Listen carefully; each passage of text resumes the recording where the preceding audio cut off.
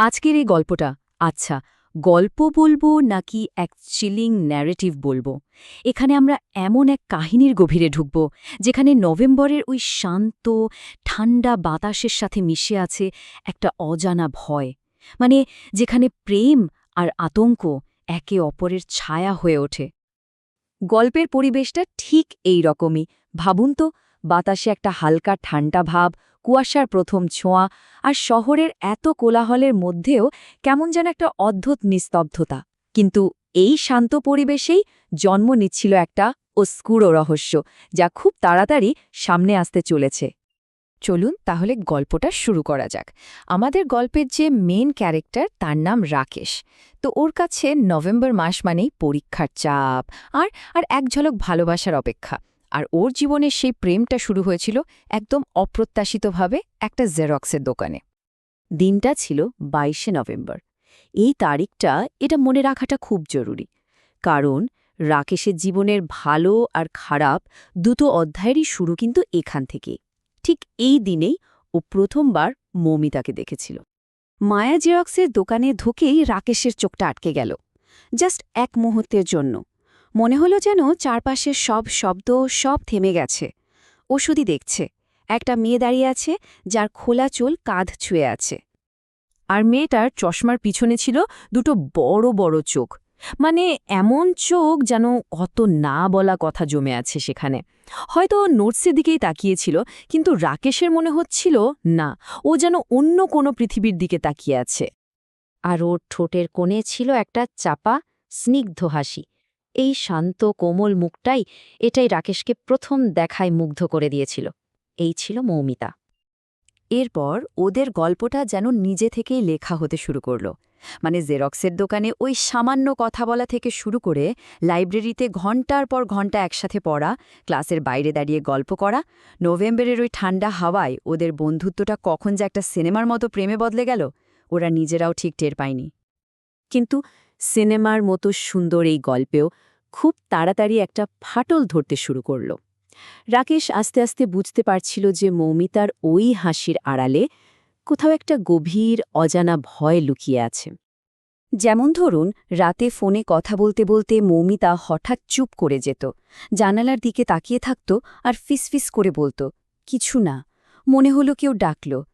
রাকেশ প্রথমে ভেবেছিল হয়তো পরীক্ষার চাপ কিন্তু না ব্যাপারটা ছিল তার চেয়েও অনেক বেশি জটিল আর ভয়ের একদিন সকালের কথা রাকেশ মেসেজ পাঠালো কেমন আছো কিন্তু সকাল ১০টা গড়িয়ে বিকেল হল তারপর সন্ধ্যে ৭টা কোনো উত্তর নেই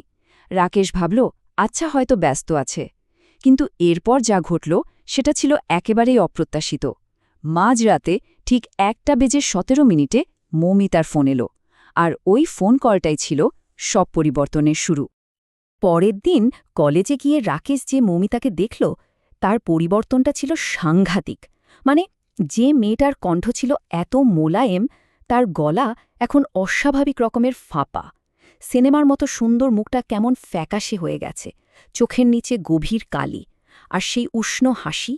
সেটার জায়গায় এখন শুধু একটা ঠান্ডা মূর্তির মতো স্থির চাহনি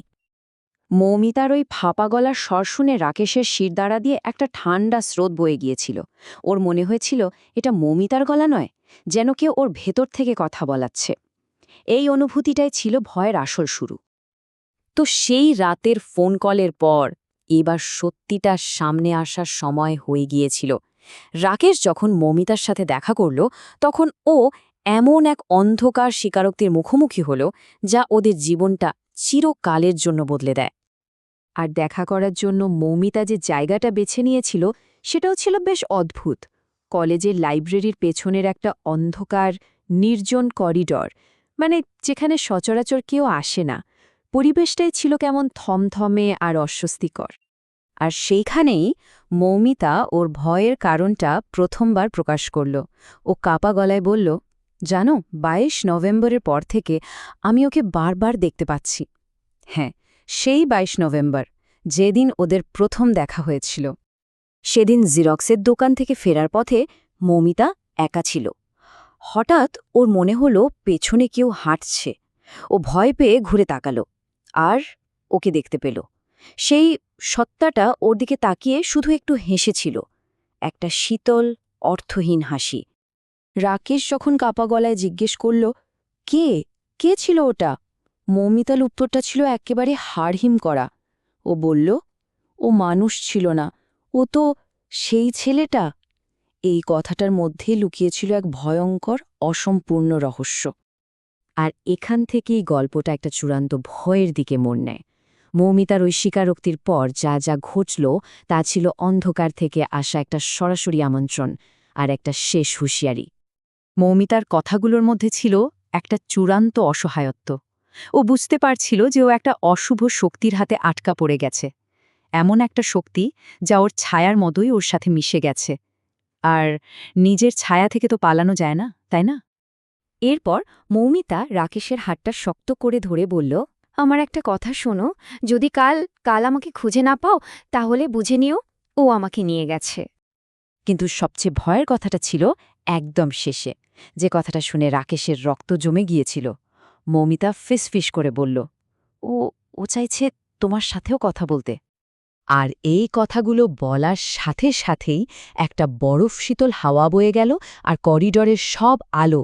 একসাথে দপ করে নিভে গেল। রাকেশ সেই জমাট অন্ধকারের মধ্যে একা দাঁড়িয়ে রইল, আর মৌমিতার শেষ কথাগুলো ওর মাথায় প্রতিধ্বনিত হতে থাকল। তাহলে এরপর কি হবে? সেই ছায়াটা কি রাকেশের মুখোমুখি হবে? এরপরের পর্বে আমরা জানতে পারব ছায়ার আসল পরিচয়টা কি, সেই রাতের আসল সত্যিটা কি, আর রাকেশের সাথে তার প্রথম সাক্ষাৎ কেমন ছিল।